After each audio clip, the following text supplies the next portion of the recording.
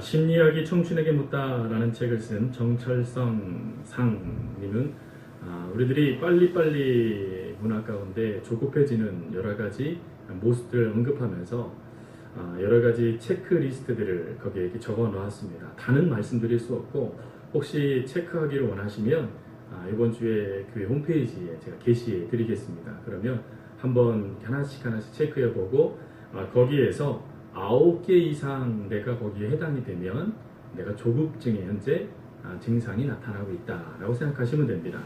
대표적인 거 몇 가지를 좀 이야기를 해보면 신호가 바뀌었는데 앞차가 출발하지 않으면 2초를 못 기다린다. 대충 몇 분은 웃으시네요. 그럼 그분들은 해당되는 겁니다. 두 번째, 긴 줄을 서서 기다리는 게 너무 답답하다. 우리 성도님들 그런 분 왕병 계시네요. 또 5초 이내 접속이 안 되는 홈페이지는 아예 닫아버린다. 몇몇 분들만 웃고 계시고, 또 음식을 시키고 언제 나옵니까? 또는 빨리 주세요 라고 전화해 본 적이 있다. 그런 분들도 여기에 해당됩니다. 그리고 또 한 가지만 더 하다 보면 중요한 모임 중에 전화가 와서 받지 못하면 안절부절 못한다. 없는 것 같아요. 우리 성도님들은 조급증하고는 상관이 없으신 것 같아요. 이 조급증은 이런 뜻을 갖고 있더라고요. 남들에게 인정받고 싶은 마음이 변형돼 남들보다 뒤떨어지는 것을 못 참는 일종의 열등감. 이게 조급증이라고 합니다. 사실 우리 한국 사람들에게 있어서 이 조급증의 대표적인 말이 있다라면 빨리빨리이겠지요. 근데 여러분 이제는 대한민국의 이 빨리빨리가 전 세계를 다 이렇게 휘감아서 온 세계의 사람들이 다 이 조급증에 걸려 있다라고 이야기하는 논문을 본 적이 있습니다. 그래서 더 이상 기다리지 않는다고 합니다. 더 이상 참지도 않는다고 하죠. 그래서 더 이상 그 조급함 가운데 내가 다른 사람보다 왜 이런 부당한 대우를 받아야 돼? 라고 스스로 생각하면서 이것을 분노로 표출하는 모습들이 너무나 많이 전 세계 가운데 나타나고 있다라는 것이죠. 그래서 한 심리학자는 도대체 왜 이런 조급증들이 이렇게 나타날까 하고 또 연구를 한 결과 3가지의 증상, 3가지의 원인 때문이다라고 이야기를 했습니다. 하나는 강박증, 무엇인가를 내가 빠르게 해야 된다라는 그 강박증과 결벽증, 그리고 3번째로는 완벽주의의 잘못된 모습이다라고 이야기를 하더라고요. 근데 이 3가지가 다 누구에게 집중된 결과입니까? 다 나에게 집중된 결과였어요. 즉 다른 사람과 비교하지 않아도 우리는 충분히 하나님께서 우리들을 보실 때 의롭고 아름다우며 존귀한 자다라고 인정해 주시는데 우리들도 모르는 사이에 남과 우리를 비교하면서 그거에 조급해하며 내가 더 그들보다 뛰어나야 되겠다라는 생각 가운데 우리들도 모르는 사이에 이 조급증의 병에 우리들이 증상들이 나타나기 시작했다라는 것이죠. 그럼 여러분 이런 이 조급증과 반대되는 말이 무엇이겠습니까? 그게 오늘 말씀의 제목인 기다림이라는 단어입니다. 지난주에서는 예수님 안에서 나는 누구인가에 대한 첫 번째 시간을 통하여서 우리는 어쩔 수 없는 죄인이 아니다 라고 우리가 말씀을 함께 나눴습니다. 오늘은 다른 주제의 말씀입니다. 하나님을 더 믿기, 즉 나에게 집중될 수밖에 없는 상황 가운데 하나님을 더 믿도록 만들어주시는 하나님의 은혜는 무엇인가 라는 그 믿음에 대한 모습을 가지고 오늘은 다른 주제에 더 하나님을 더 믿기라는 주제의 첫 번째 시간 기다림이라는 시간을 말씀을 함께 나누기를 원합니다. 여러분 오늘 본문 말씀에 하나님은 시편 기자를 통하여 이런 말씀을 하시죠. 이르시기를 너희는 가만히 있어 내가 하나님됨을 알지어다 라고 말씀을 하세요. 여기서 이 가만히 있는다라는 이것이 기다림이라는 뜻인데 그럼 여기서 기다린다라는 것이 아무것도 하지 않고 그냥 가만히 앉아 있는 것인가? 아무것도 하지 않고 그냥 조용히 있기만 하면 되는 것인가? 라고 우리가 질문할 수 있겠지요. 아닙니다. 가만히 앉아 있어라 라는 뜻이 아니라 여기에는 중요한 의미가 하나 담겨져 있습니다. 그것이 무엇이냐면 모든 상황 속에서 한 발자국 물러나 모든 것 위에 역사하시는 하나님을 바라봐라 라는 뜻이 담겨져 있습니다. 즉 너희는 가만히 있어 내가 하나님됨을 알지어다 라는 이 말씀을 통하여서 전심전력하여 내가 무엇인가를 붙잡고 있는 모든 것들을 멈추고 또 우리가 조급함 가운데 내 뜻대로 무엇인가 이루고자 했던 내 방식을 내려놓고 그 상황 속에 얼마든지 개입하시는 하나님을 믿어라 라고 말씀하시는 게 바로 오늘 본문 마운에 나타나는 기다림의 모습입니다. 근데 여러분 어떻습니까? 우리는 알기는 알아요. 깨닫기는 깨닫습니다. 근데 문제는 뭐죠? 그렇게 살지는 못하는 것이죠.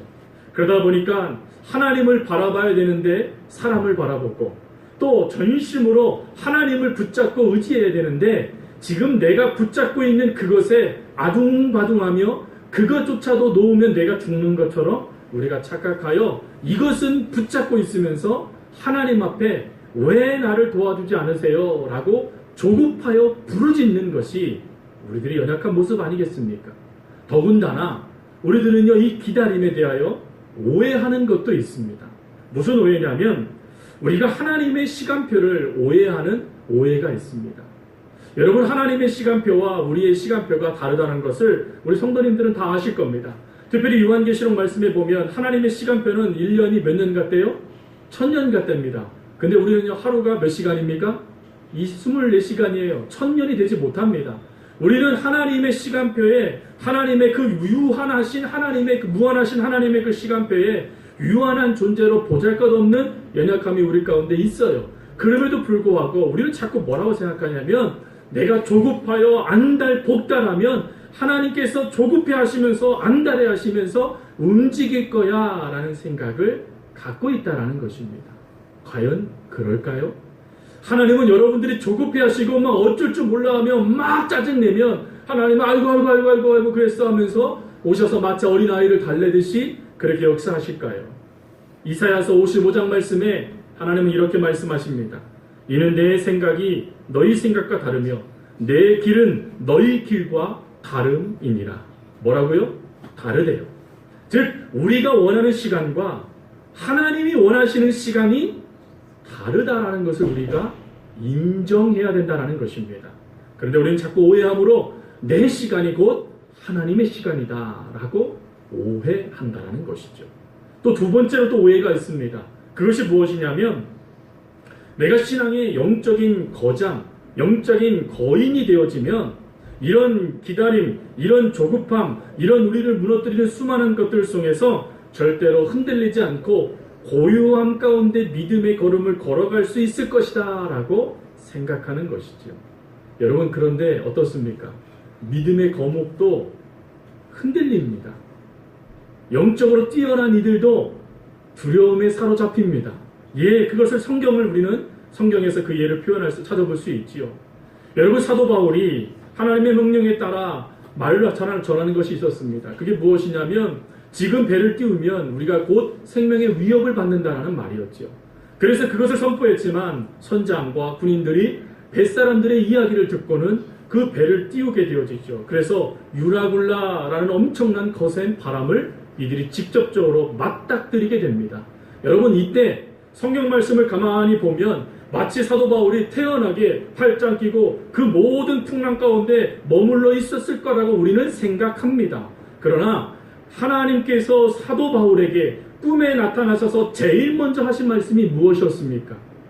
사도행전 말씀에 보니까 하나님께서 사도 바울에게 제일 먼저 나타나서 하신 말씀이 무엇이냐면 바울아 너는 두려워하지 말아라 라는 말씀이었어요. 즉 사도 바울조차도 그렇게 영적인 거장이고 수많은 사람들보다 더 많은 이들을 하나님께 이끌었던 영적인 리더인 사도 바울조차도 그 거센 풍랑 앞에서 두려워하고 있었다라는 것입니다. 그럼 예수님은 어떻습니까? 여러분 예수님은 모든 것에 초연한 분이셨습니까?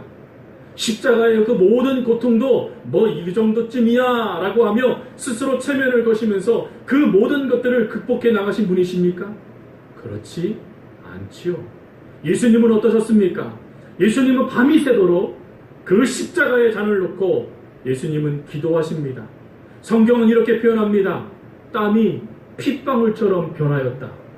저번에도 말씀드렸지만 여러분, 사람이 몸에서 이 모세혈관이 터진다는 것은 그것만큼 사람의 모든 것들이 집중되어져 있다라는 것을 의미한다라고 합니다. 그 정도로 예수님은 이 십자가의 전을 놓고 땀이 핏방울이 될 정도로 그 문제를 놓고 고통을 겪으셨다라는 것입니다. 여러분, 이 자리에 앉아 계신 분들 중에서 땀이 핏방울처럼 변화되는 고통 가운데 계시는 성도님들이 계십니까? 혹 모르겠습니다. 그런 성도님들이 계실지 말이겠죠. 그러나 더 중요한 것은 예수님처럼 그런 고통 가운데 내몰린 그런 사람이 몇이나 되겠냐 하는 것이죠. 영적인 거장과 같은 사도 바울도 두려움 가운데 무너질 수밖에 없고, 또 예수님조차도 그 고통의 잔이 너무나 크고 두려우셔서 하나님께 기도할 수밖에 없었다라는 것입니다. 그리고 그 속에 하나님이 침묵하시는 그 상황 가운데 정말 많이 힘들고 어려워졌던 수많은 믿음의 선배들을 우리는 말씀을 통하여서 보게 되어지죠. 그러면 여기서 우리는 질문합니다. 왜 하나님은 이렇게 우리들에게 기다림의 시간을 허락하실까?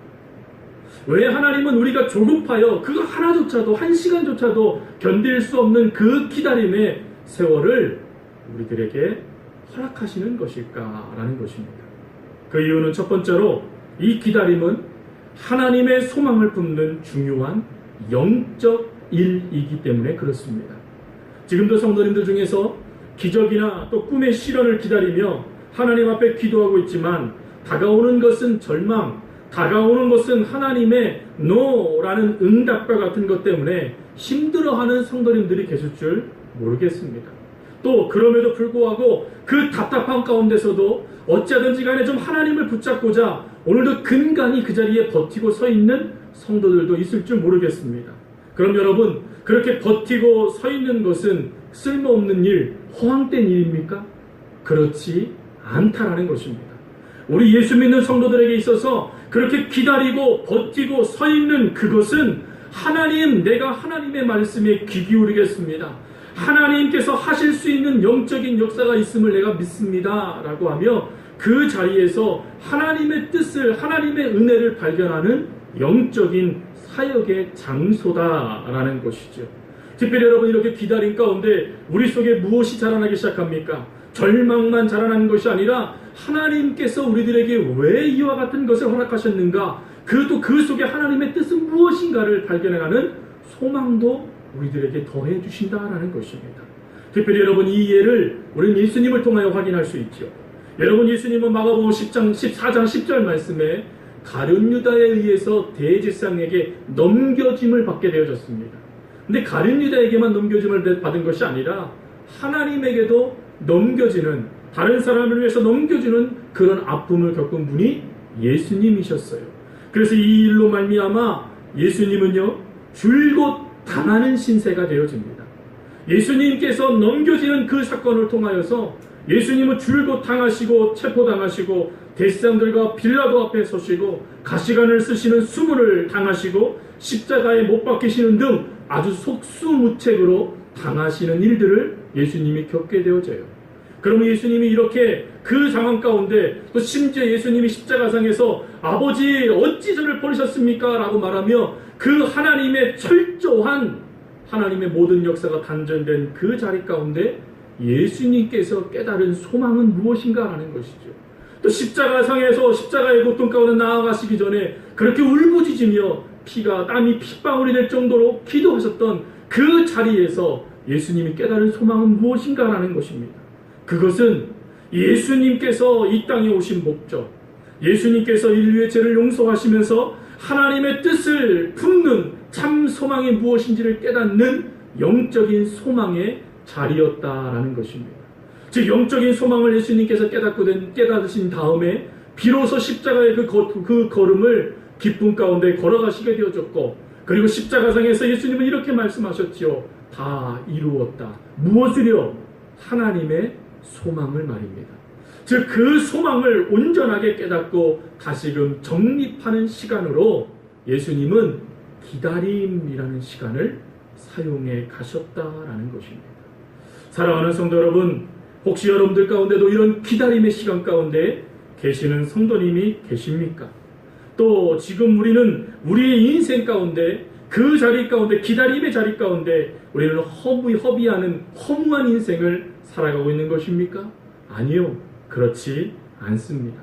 우리들은 하나님께서 주시는 참된 소망, 하나님께서 그 고통과 그 기다림 속에서 주시는 은혜의 소망을 품는 믿음의 시간을 가지고 계심을 믿으시기 바랍니다.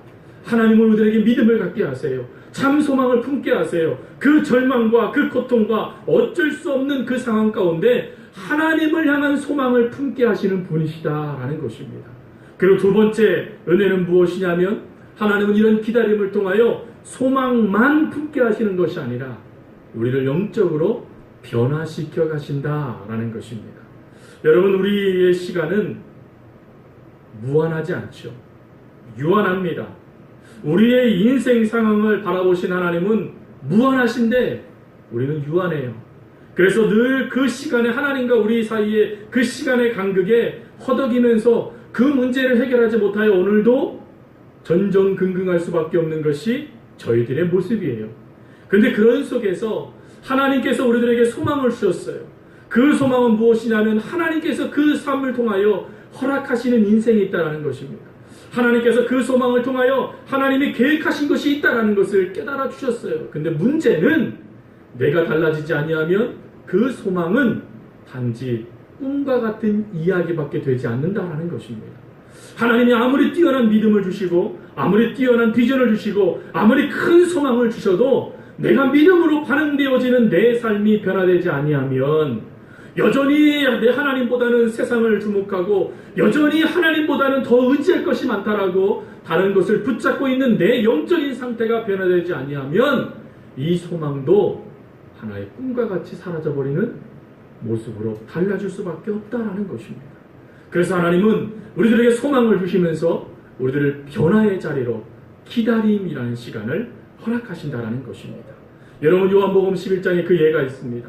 나사로에 대한 이야기를 제가 자주 드리는데 나사로가 중병에 걸려 죽게 되어집니다. 그러자 이 나사로는 즉시 예수님께 편지를 쓰죠. 그런데 예수님은 그 편지를 받자마자 어떻게 하십니까? 이틀을 더 유하시며 나사로가 중병에 걸렸음에도 불구하고 그 사랑하는 제자를 위하여 달려가지 않으십니다. 그리고 더 놀라운 것은 무엇이냐면 예수님이 나사로가 죽은 걸 아세요. 그리고 더 놀라운 것은 요한복음 11장 15절 말씀에 가보니까 기뻐한대요. 뭘 기뻐해요? 나사로가 죽은 그 사건을 인하여서 너희들에게 내가 할 역사가 있기에 기뻐한다는 것입니다. 아니, 어떻게 사람이 죽었는데, 어떻게 사랑하는 이가 죽었는데, 어떻게 그렇게 간청하여 예수님 즉시 내게 오세요. 그래서 내 오라비를 고쳐주세요 라고 말하는 그 간청하는 마르다와 마리아의 그 울부짖음이 여전히 들릴 텐데 왜 예수님은 나사로가 죽은 것을 내가 안다, 나사로가 죽은 것이 잘된 일이야 라고 말하며 그 자리에 멈춰 계시는가 라는 것이죠. 심지어 예수님은요, 베다니에 예수님이 도착하시자마자 그 마르다와 마리아가 동시에 예수님께 달려갔습니까? 아니요. 마르다는 달려갔지만 마리아는 집안에 멈춰 있었습니다. 마리아는 어떤 여인이었습니까? 예수님의 말씀을 사모하여 늘 예수님의 무릎 안에서 말씀을 들었던 여인 아니었습니까? 근데 이 여인에게 서운함이 다가와요. 그렇게 기다렸는데 왜 예수님 어떻게 저희들에게 이럴 수 있어요? 어떻게 우리가 예수님 앞에 어떻게 예수님을 섬겨왔는데 어떻게 저희들에게 이러실 수 있어요? 라는 서운함이 이 마리아를 집안에 머물게 만들어 버립니다. 그러나 마르다는 예수님에게 달려가지요. 그리고 예수님과 이야기를 나눠요. 후에 마리아도 예수님이 부르게 되어지자 오게 되어져서 마르다와 마리아가 동시에 예수님을 보자마자 한 말이 무엇이었냐면 주께서 여기 계셨더라면 내 오라비가 죽지 않았을 거예요 라는 말을 하게 되어집니다. 사랑하는 성도 여러분, 혹시 이 자매와 같은 입장 가운데 처해져 있는 성도님들이 계십니까? 인생을 마치 대기실이라 그런다면 그 대기실에서 하염없이 하나님을 기다리고 있는데 하나님이 나타나시기는커녕 며칠이 지나고 몇 년이 지나도 감감무소식 같은 상황 속에 놓여져 있는 성도님들이 계십니까? 그 상황이 너무나 힘들어서 하나님 정말 나를 사랑하시는 것이 맞아요? 하나님 정말로 나를 하나님의 자녀라고 인정하시는 것이 맞아요? 라고 말할 수밖에 없는 상황 가운데 노출되어 있는 성도님들이 계십니까? 아니 도대체 하나님은 나를 어떻게 보시기에 이와 같은 기다림의 시간을 가운데 어떠한 말씀도 하지 않고 나를 이렇게 내버려 두십니까? 라고 말씀하는 성도님들이 계십니까? 물론 이 요한복음 11장의 말씀은 해피엔딩으로 끝납니다. 놀라운 하나님의 역사들이 넘쳐났습니다. 수많은 사람들이 예수님을 믿었습니다. 근데 여러분, 제가 질문을 하나 드립니다. 과연 이들은 이와 같은 역사들을 예상이나 했을까요? 제자들은 이 나사로가 부활하여져서 많은 사람들에게 예수님이 누구신가를 보여주는 사건이 될 거라는 것을 알았을까요? 또 마르다와 마리아는 자신의 오라비가 살아나서 모든 사람들에게 영광이 뭔가 하나님께 영광이 되어지는 사건이 될 거라는 것을 이들은 인지하고 있었을까요? 아니요. 전혀 그러지 않았다라는 것입니다. 단지 이들 가운데는요, 놀라운 변화만 나타납니다. 이들에게 하나님께서 어떻게 하실 것인지에 대해서는 이들이 알지 못했습니다. 그러나 이들 속에 이 기다림의 시간, 이 이틀 동안 예수님을 기다리는 이 시간 동안 이들 가운데 놀라운 변화가 나타나는데, 그것이 무엇이었냐면 마르다의 고백 속에 나타나는 그의 변화였습니다. 마르다는 요한복음 11장 22절에 그는 이렇게 말합니다.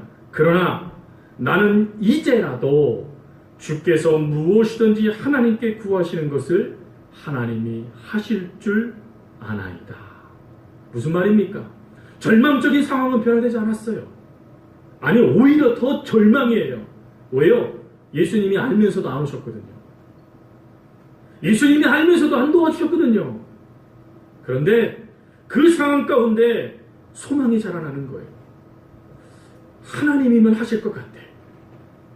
저 죽은 자도 살리시는 예수님, 병자들을 말씀 한마디로 고치시는 예수님이 얼마든지 하실 것 같다는 소망이 그들 속에 자라나기 시작하는 거예요. 그리고 자신들의 믿음이, 그 절망적인 모습이 달라지기 시작합니다. 그리고 예수님을 붙잡고 말하는 거예요. 예수님, 지금도 늦지 않으셨어요. 저는 믿어요. 여러분, 이것이 무엇입니까? 하나님의 능력이 우리의 상황과 우리의 현실보다 크다는 것을 인식할 수 있는 것.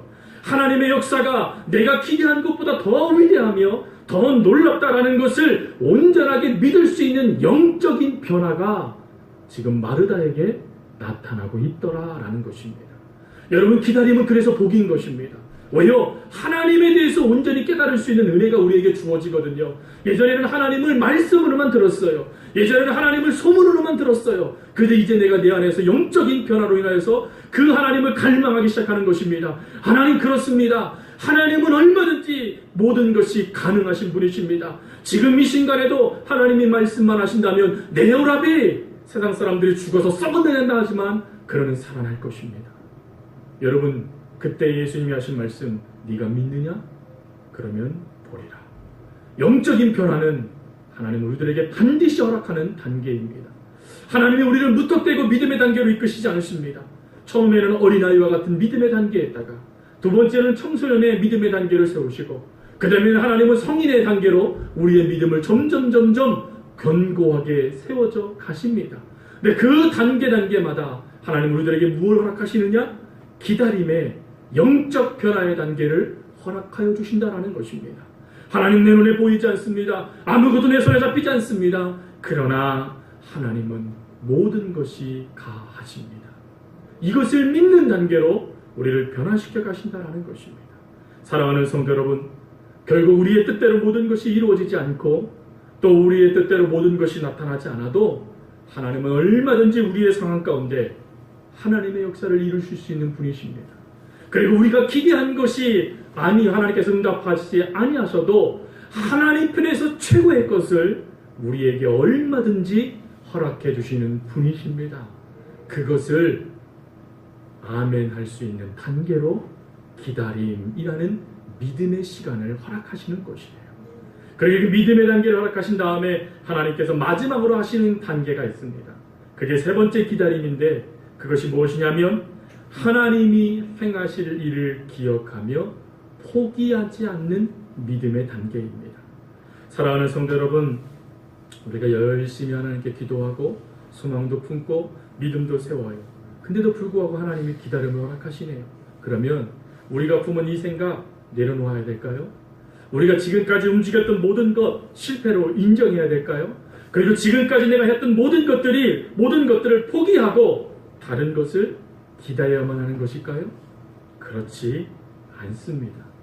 하나님은 우리가 원하는 결과가 당장 눈앞에 보이지 않는다 할지라도 끝까지 믿고 끝까지 하나님을 바라보는 이들에게 하나님은 정확한 타이밍에 모든 것을 역사하시는 분이십니다.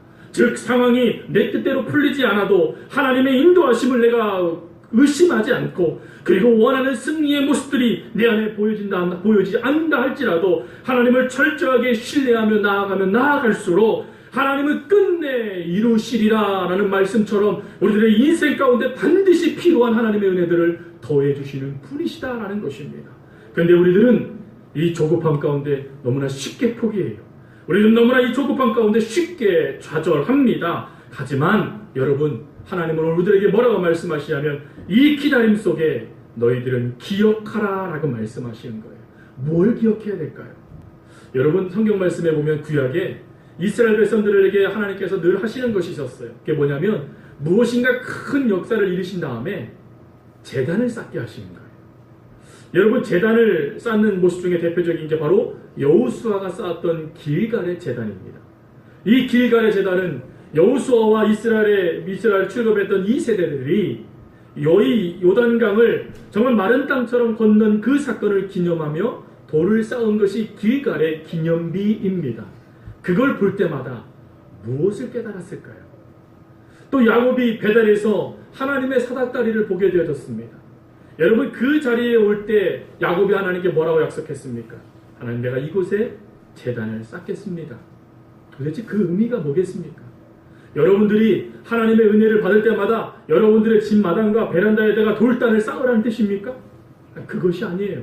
이게 뭘 의미하는 것입니까? 하나님이 예전에도 그렇게 하셨으면 앞으로도 그렇게 할 것을 믿어라 라는 것입니다. 여러분들에게 그런 수많은 경험들이 있으실 거예요. 어느 분은 사업이 망해져 가는데 돈 몇 푼이 없어서 돈 몇억이 없어서 막 힘들어서 어쩔 줄 몰라 하고 있는데 갑작스럽게 자금이 돌아와서 내 통장에 그 금액만큼의 금액이 딱 찍히는 경험을 하신 분이 계실 거예요. 그분에게 있어서 제단은 바로 이 통장이 될 겁니다. 또 어떤 이들은요 가정이 완전히 무너지게 되어질 때 남편과 아내가 서로 간에 주고받은 편지를 바라보면서 서로 간의 사랑을 회복하여 다시금 가정을 이루는 가정도 있을 거예요. 그분들에게 제단은 편지와 같은 것이 됩니다. 그러면 여러분들에게 있어서 제단은 무엇입니까?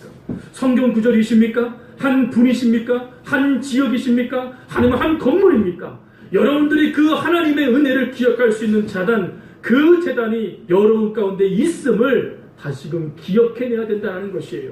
그리고 기억해내므로 거기서 멈추는 것이 아니라 얼마든지 하나님이 약속하신 것, 하나님께서 우리에게 주시겠다 말씀하신 것은 그대로 이루어진다는 것을 믿어야 된다라는 것입니다. 포기하지 마십시오. 여러분들에게 하나님이 기다림의 시간을 허락하셨다면 하나님의 소망을 품게 하신다는 첫 번째 은혜입니다. 그리고 여러분들이 소망 기다림의 시간을 허락하셨다면 그 소망을 품고 아직도 변화되지 않는 내 심령을 하나님께서 변화시켜 가시겠다라는 하나님의 뜻으로 믿으시기 바랍니다. 그리고 또 아직도 기다림을 허락하십니까? 그러면 하나님이 기억하기를 원하시는 거예요. 하나님이 어떤 분이신지, 하나님이 인생 가운데 어떻게 역사하셨는지, 그리고 그 인생 가운데마다 매 순간순간마다 하나님의 응답은 무엇이었는지를 깨닫게 해주시는 것입니다. 발견하고 깨달으면 하나님은 역사하시는 것입니다. 우리가 기대한 것이 아닐지라도 하나님께서 가장 좋은 것으로 우리들에게 역사해 주신다라는 것이에요. 말씀을 마칩니다. 살다 보면요, 성큼성큼 걸어가는 믿음의 걸음도 있어요. 그러나 안타깝게도요, 하염없이 기다릴 때도 있습니다. 그것이 숨막힐 정도로 가슴 아프고 힘들 때도 있습니다. 그러나 여러분, 그 기다림이 하나님의 거룩한 소망의 기다림이라는 것을 우리가 안다면, 그 기다림이 하나님이 나를 변화시켜가는 믿음의 성장의 기회라는 것을 우리가 안다면, 그 기다림 속에 하나님께서 역사하신 것을 우리가 기억해내서 하나님을 다시금 바라보며 나아갈 수 있는 믿음의 시간이 된다라면 이 기다림은 우리들에게 얼마든지 복의 시간이 됩니다. 여러분 혹시 아십니까? 우리의 부활이요 이틀밖에 남지 않았는지. 그걸 누가 알겠습니까? 하나님은 얼마든지 그리하실 수 있는 분이십니다. 이 하나님을 향한 믿음을 가지고 기다림 답답해하지 마시고 하나님 바라보며 내 건 내려놓고 하나님 허락하시는 인생의 삶을 살아가는 우리 모두가 되어줄 수 있기를 간절히 주님의 이름으로 부탁드립니다. 함께